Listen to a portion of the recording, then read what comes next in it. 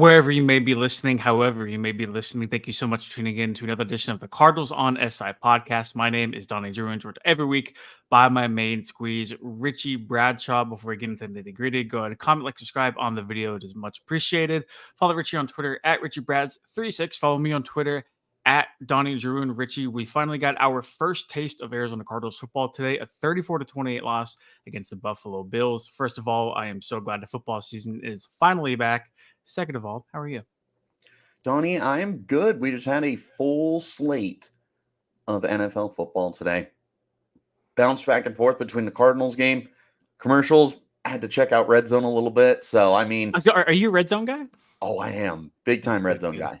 So, when the Cardinals game ended, I started writing content, and then Red Zone's in the background and working and plugging away and all sorts of good stuff. So, nice, successful, easy day, but nice to have football back. Yeah, not living the life for sure. You sound a little tired. You sound like you covered a big Arizona State win over an SEC school last night.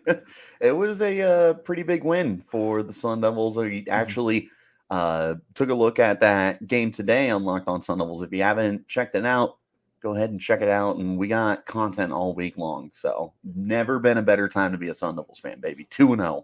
Perfect, baby. Perfect. The Cardinals have all week long to digest a very disappointing loss against the Buffalo Bills. It feels weird saying that because going into it, the Cardinals were very much underdogs. They were I think underdogs by around like 6 points, depending on what sportsbook you went to. But they had the lead. They had the lead for the entire first half. They came out of the gates. They scored on the first 3 drives. The first time they've done that on an opening day since 2006. They came out, they smacked the Bills in the mouth, and then I'm not exactly sure what happened. We can get into it, but towards the stretch, I mean, the Bills finally took over, and they looked like the Bills you expected them to. The Cardinals had one last chance, one last game-winning drive. It was almost set up like a movie, right? Like 3 timeouts, 2 minutes left. The ability to go tie it with a touchdown, and then extra point would win it with about a minute left. And just couldn't get it done. So overall thoughts on the game before we get into the offense and the defense. This is about what we expected out of the Cardinals this year, Donnie. We said this is going to be a good offense. The problem is the defense more than likely is not going to be able to hold up its end of the bargain, which means if you're going to win games, you got to win them 31-28.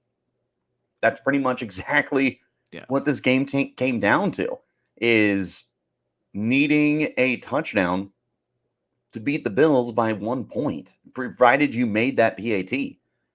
This was like spot on what we expected from this team this year. Kyler Murray was very good. Like, I understand the stat line wasn't anything eye-popping. I think like 169 passing yards. He had 1 touchdown on the opening drive to Michael Wilson. He also tagged on 57 yards on 5 carries. He had a good game. It was very well managed. James Conner looked good. He had over 80 scrimmage yards. There was one glaring weakness that we'll have to talk about in a little bit. But again, this is pretty much what we expected. Yeah, we did our preview show on Friday, and we said this is going to be a track meet. It's just going to come down to what defense can kind of make that final stop. And at the end, it was Buffalo's defense that stepped up. And I don't think that's very surprising, but I just think it hurts a little bit more looking at that game, knowing that the Cardinals had the lead. They had showed all the little bits of promise we had expected them to show with Kyler Murray finally healthy at the helm.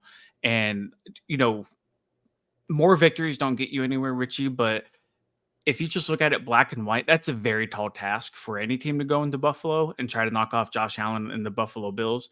And we talked about the Bills' depth and the guys they lost and whether or not those other guys could step up. I feel like for the most part they did. I feel like there was no lackluster parts of the Bills offensively or defensively.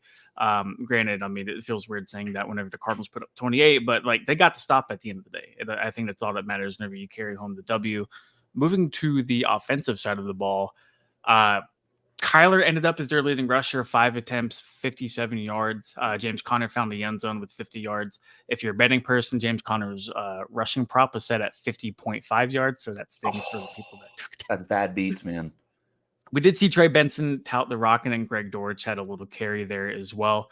Moving on to the passing, Kyler was 21 of 31, 162, 5.2 yards per attempt. Don't love that. He didn't really push the ball down the field a lot. A little preview for later. One passing touchdown, a 91.1 passer rating. Then you get to the receivers. Richie, there's 8 receivers on that list. If you gave me 8 guesses to place Marvin Harrison Jr. anywhere on that list, bottom would have been the 8th and final guess. 1 reception, 4 yards, 3 targets. All in the first half. Yep. Very, very disappointing day. We can get into it here in a little bit, but I feel like the Cardinals ran the ball well. I feel like for the most part, Drew Petzing was very, very good until for whatever reason it came to critical downs, and they just decided to utilize the kind of like outside zone run on a shotgun with James Conner. Sucks, man. It sucks. It feels like for 85% of that game, the Cardinals looked like the team we thought they were, but that other 15 to 20% just lost them the game. It was, for the most part, a very well-coached game. You appreciate the balance they had, 31 passing attempts to 25 rushing attempts.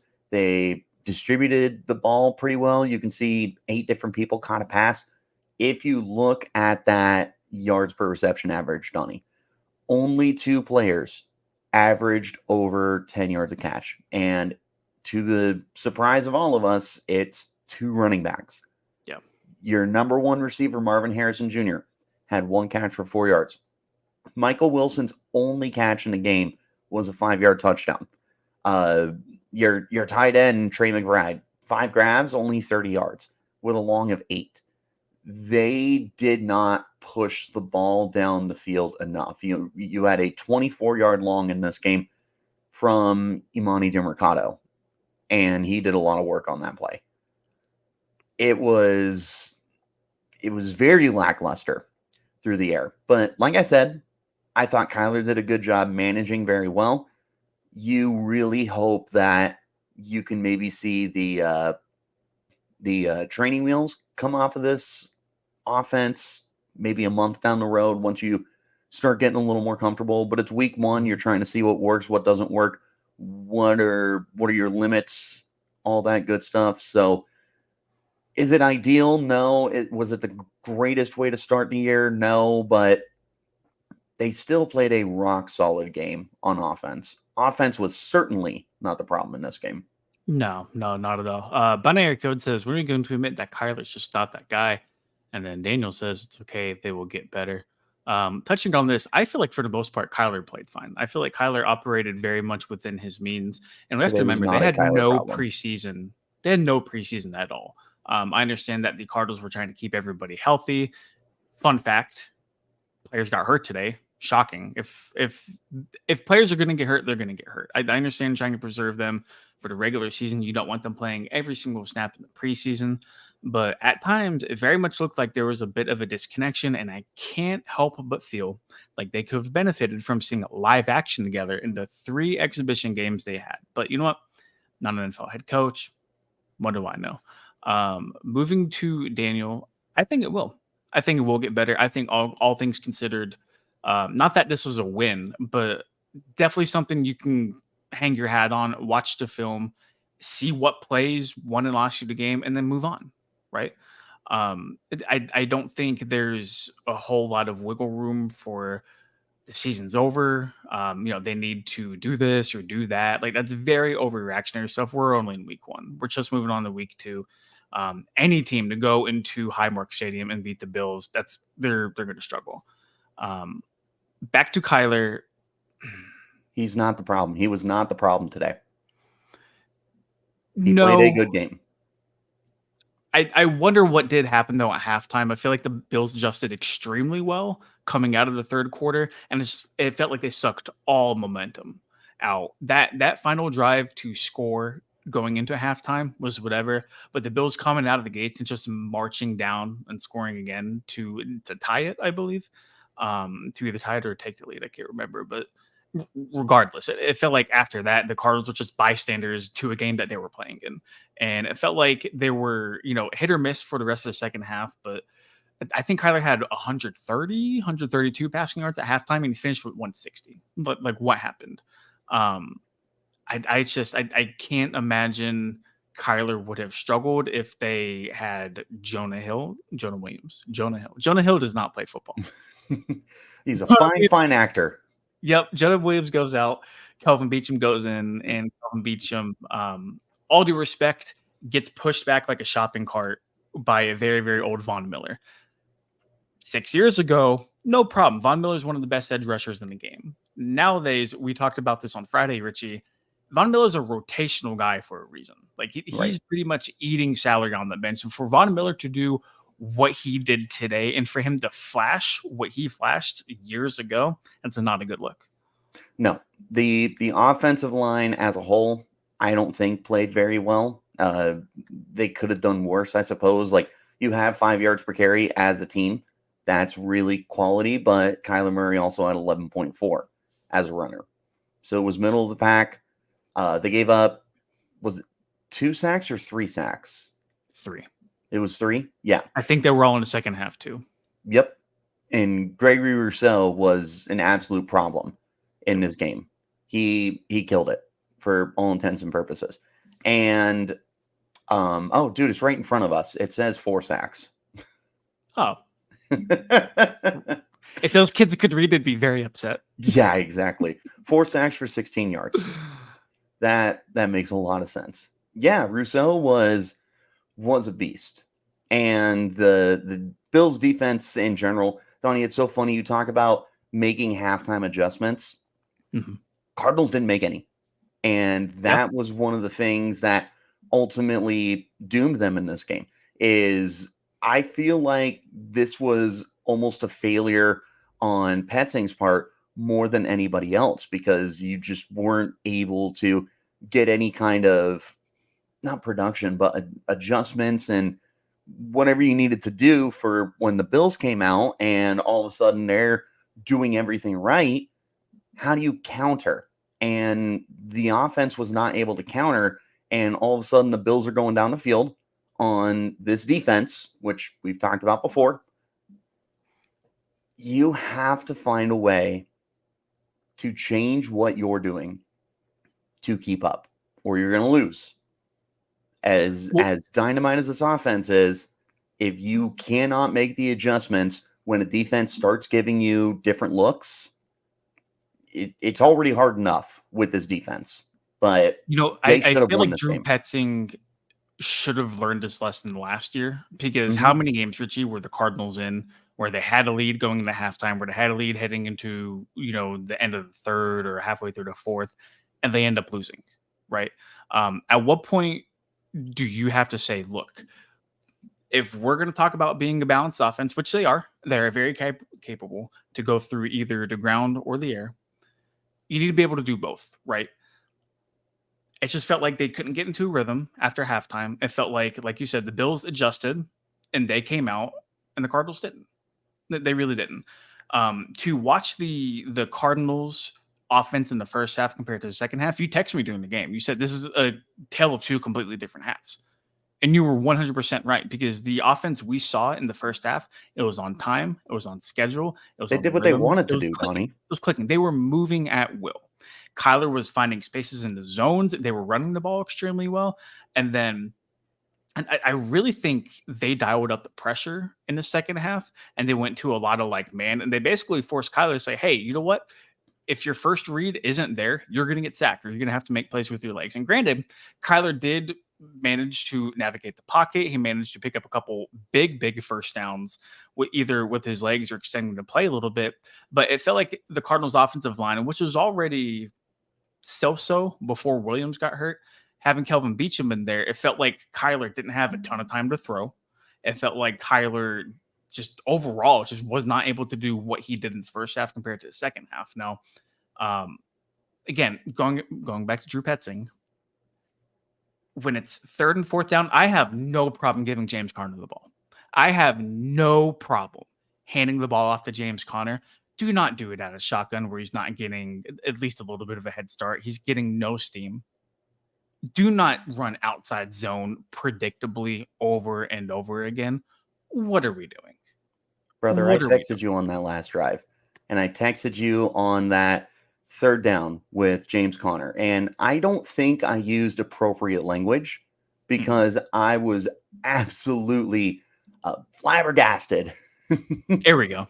Yeah, I was schmeckeldorfed by the decision to pick up the chunk yards, I guess, with that run with James Conner. Like I'm sitting there, I'm like, I don't think there's any explanation that can be provided to me that would make any sense out of this.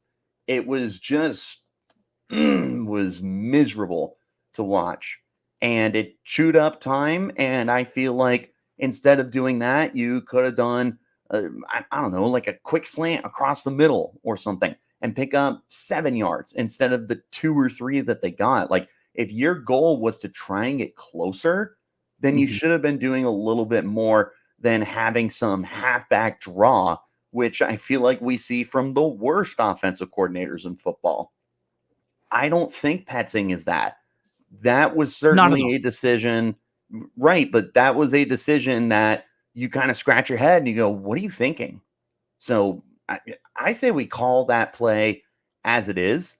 I don't have a problem with him. I have a problem with that play, and Yep. it's not the play that lost you the game, but it's a very puzzling decision when you consider the weight of where you were at that point in time. Yeah, and like I said, and shout out to Binary. I don't have a problem with them handing the ball off to Connor. I really wish they could have at least kept Kyler's legs as somewhat of a factor. Because if you're gonna run it back to back downs, at least have Kyler as a threat to run the ball. I mean, we saw him on that quarterback keeper scamper for a first down. He didn't do it often. Kyler's not asked to do that often. He's not a read option quarterback. He's not Lamar, but he's capable of doing it. He's capable of making defenders miss in the open field. He's obviously fast enough to do that.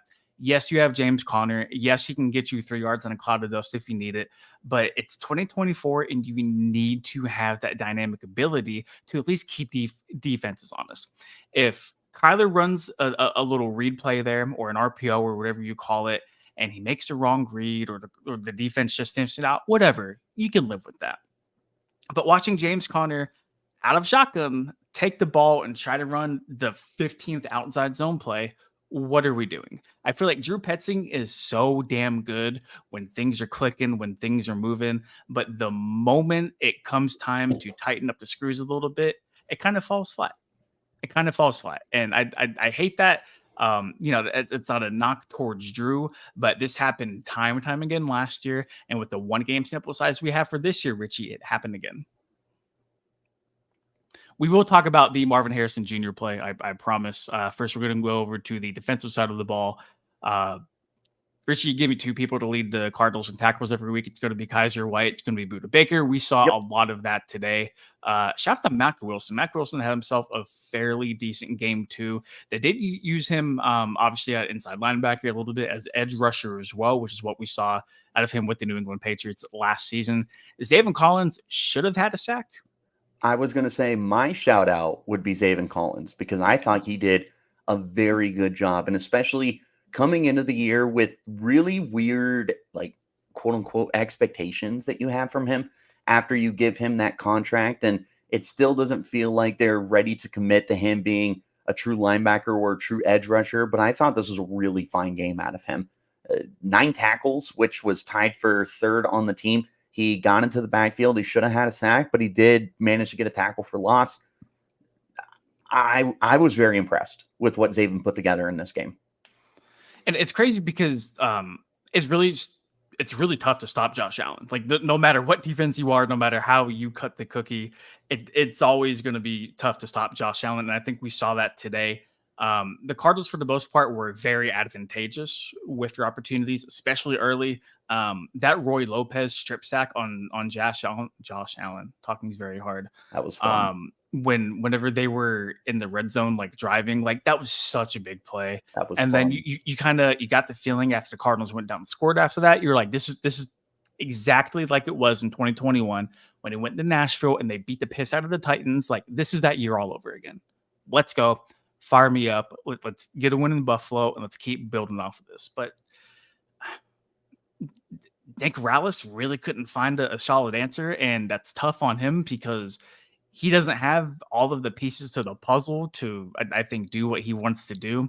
The edge room isn't superb. I feel like Josh Allen is already hard enough to bring down on his own, but it almost felt like Allen ran at will today, besides a very, very good tackle from Jalen Thompson in the open field, which the Bills ended up scoring later on that drive anyway. But at just all three levels, I feel like really struggled for the most part. I feel like once the Bills got going in the second half, they were just so tough to stop. It feels like, before you go, I just want to say it feels like the Bills mostly beat themselves and not the other way around. I agree. And one of the things that really frustrated me was it just felt like the defensive tackles were about as big a non-factor in this game as we saw at any other position. They bring in the guys, they give them a little bit of money, and it just Justin didn't Jones, feel like, Bilal Nichols. Yep. yeah, and it didn't feel like we heard their names in this game. And if we did, which again, I don't think we did, probably wasn't for a good reason. Like, that is arguably the biggest weakness on this defense right now. And the defense is very thin at several positions, but the Bills had no problem being able to do what they wanted to do. And again, like you brought up, to the credit of Josh Allen, there are very few, if any, quarterbacks that are better at off-script plays and being able to break something down when everything goes hectic. Like, He hurdled over Budda Baker for a touchdown. Yeah. Like, who does that? Dude, it's nuts. Like, he's a one of one talent.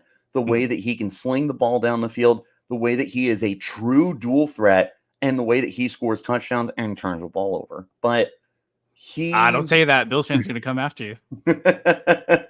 Brother, he's one of one. Mm-hmm. So you knew going into this game it was going to be difficult, which is why it was so cool that in the first half you did a really good job containing him. By the end of the game, though, he had his 4 touchdowns, and he had a good amount of rushing yards. He had some pretty good completions. I wasn't like, I don't think there was a standout receiver in this game. Keon Coleman led them in yards. I think Khalil Shakir probably had the better day. Mac Hollins was quality. Like, you knew that Josh Allen was going to have to step up to make it work with really unproven players. And I'd say that's exactly what he did, which you can't fault the Cardinals. The Chiefs and the Ravens defenses are also going to struggle against him. It's just unfortunate that the way you played the first half, you thought you could do it for 60 minutes, and that didn't end up being the case. Yep. Nope. Touching on the defensive line, obviously Darius Robinson on IR. Desperately need him. He's going to change some things for sure, whenever he's healthy. Yes. And I tell you right now, I'm not allowed to say anything, but let's just say he's locked and loaded. I think he's very excited to get back whenever he's able to. The moment he gets back onto the field, Donnie, the juice that you are going to be adding to this pass rush is going to be significant. I don't know if it's going to be pass rush, man. Like yeah, he can get to the quarterback, team. But like as a defensive line, dude, his ability to wreak havoc in the backfield alone. Yep. Like he's a disruptor, man. He's a game wrecker. Yeah, you put him inside, you put him outside too. He's got positional versatility. Like, going into the draft, he was a quote unquote tweener, but it's not because he was too small. It's because you didn't know if he was better off edge or better inside. And in the Cardinals defense, he can move around a little bit. The versatility he's going to bring, the pass rushing prowess that he's going to bring. This Cardinals defense is going to get such a big boost when he gets back, whether it's 4 weeks, 6 weeks, 8 weeks, whenever. Cross that bridge when we get to it. In the meantime, we're going to miss him a lot. Yeah, and we talked about this on Friday. I would have felt a lot more comfortable going into this game if they did have Bijan Ojulari and Darius Robinson, but you know, the hypotheticals don't really get you anywhere. Before we wrap up the defensive talk, it felt like Rallis was really tired of Josh Allen picking apart the zone defense. Aren't He we tried to all? get a little bit more aggressive in the second half, where I feel like he tried to put pressure on Allen, and Allen just made defenders miss one on one. And you know what, man? Like, I feel like the Cardinals tried to do a little bit of everything. It just didn't work, and that's a testament to Josh Allen. That other boundary spot, Sean Murphy Bunting was fine today. That other boundary spot with Starling Thomas, Keatrell Clark got a little bit of run there today. Um, a lot of work to be done. Yes. A lot of work to be done. I feel like Garrett Williams had a good game. I didn't hear his name a lot, which is a good thing in my opinion. Very much so. Yeah. At that position, the less you hear their name, the better off you are. Fair. But Very Donnie, fair. All right. this was not a dynamic pass catching crew, and they still struggled. So what happens when down the road you play the 49ers or you Bro, play the what Rams happens or you next play the week when Seahawks? Puka and Cooper Cup come to town? Right. You're Yeah. about to go up against two of the best receivers in football. You struggled with completely unproven guys. This is very, very, very troubling. Well, it was also troubling Richie Bradshaw to wrap up this wonderful Yeah. Oh my conversation God. we are having. I'll set the scene for you. Last drive of the game, a little over a minute left. I think a minute 10. It was second or third down. Marvin Harrison Jr., and I'm going to use this lightly, was butt ass naked open. Yep. Screaming down the right sideline. Nobody within him. Richie, there was nobody in the frame on CBS's broadcast. No. Look at that picture. That tells you all you need to know. Oh, no, not the image. Sorry, binary code. Oh, man. Different years, Sam like down. Binary code, not binary kid. And it says K1 was disappointing. Okay. I feel like we have different opinions on this, so I'm going to give you my 2 cents and we can go back and forth. I think it is so easy to play armchair quarterback whenever we are watching on TV. It is very unfortunate that Kyler Murray missed this throw. I think there was a breakdown defensively, and that's why he was so open, a breakdown that Kyler wasn't expecting.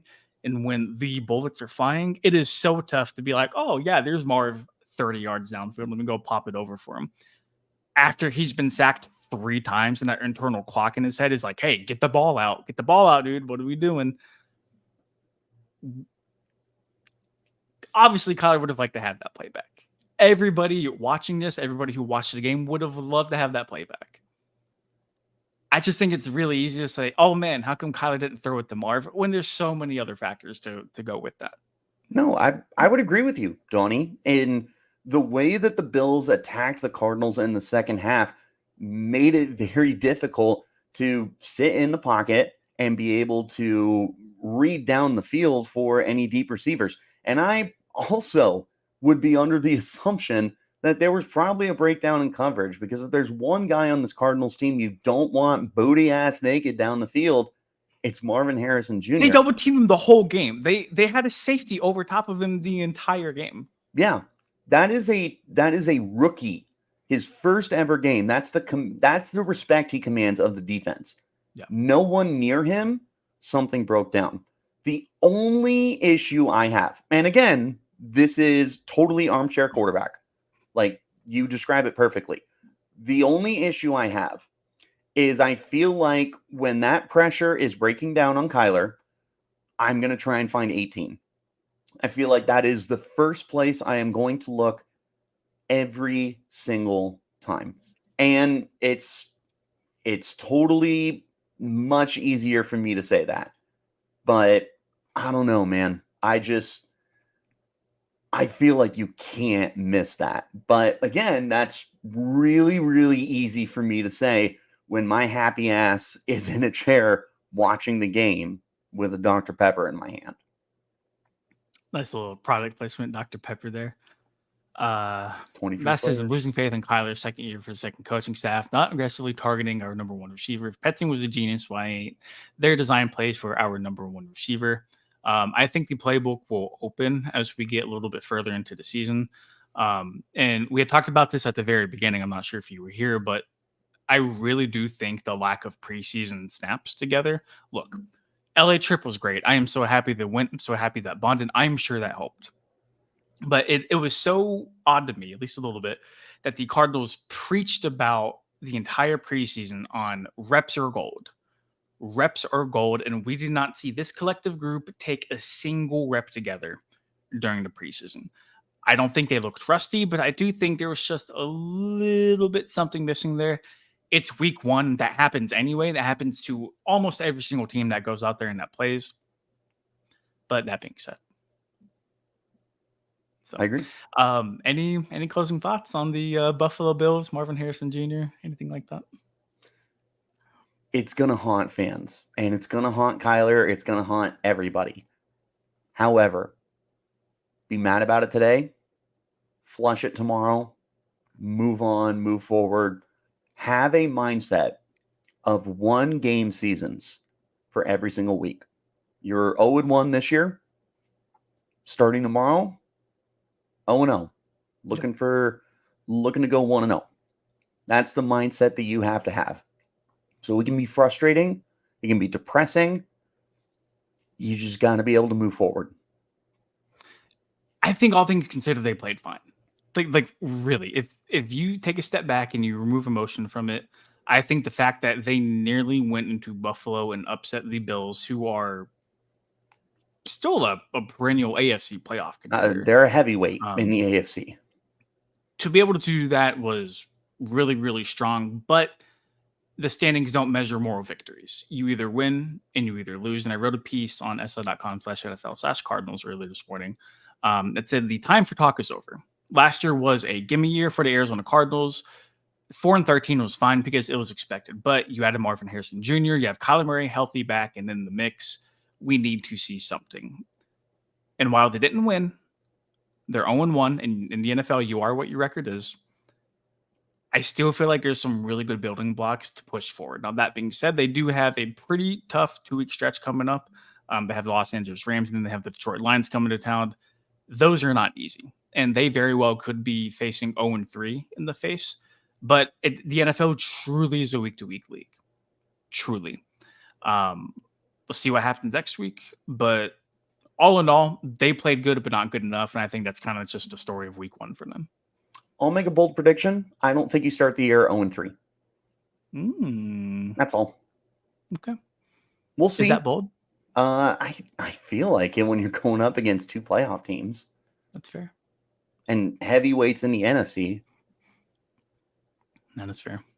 Subject to change. Subject to change, but we will stick around for you guys. Really appreciate everybody in chat, especially Binary Coach. Shout out to you, my dude. Hope you guys enjoy Sunday Night Football. For Richie Bradshaw, I am Donnie Druin. Thank you so much for tuning in to another edition of the Cardinals on SI podcast. Follow our work at Twitter at Richie Brads36 at Donnie Druin. And then follow our written work at si.com/NFL/Cardinals. Really appreciate you guys. The Cardinals will hopefully bounce back stronger, but till next time.